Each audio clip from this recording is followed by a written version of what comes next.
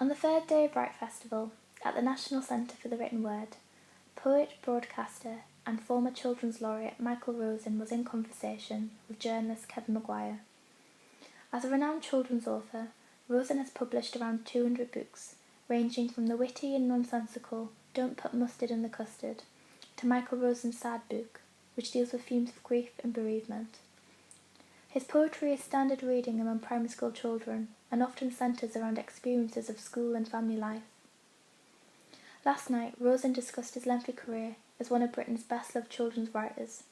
Much of the talk centred around his childhood in North London and the influence of his parents, who were both teachers from Jewish backgrounds.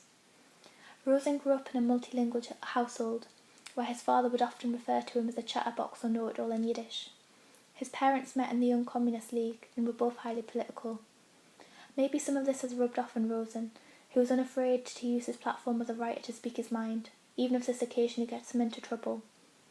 During his time as Children's Laureate, Rosen was a strong critic of the government's educational policies, particularly in terms of SATs.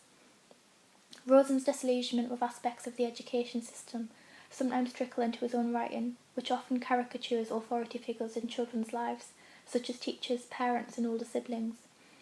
Unlike some children's authors, who fall into the trap of talking down to their audience, Rosen feels very much on side with the children who he writes for. When asked if his role as children's poet lies in education or entertainment, Rosen describes himself as an edutainer and has a clear knack of making what is often considered a difficult subject fun and accessible to children of all levels of literacy. Rosen is an experienced performance poet and so has the ability to keep a room entirely engaged whatever the subject. It was a pleasure to hear him reflect on his work, life and writing. As a child, Rosen was once warned by his school teacher that one of these days he would find out that being an idiot is not profitable.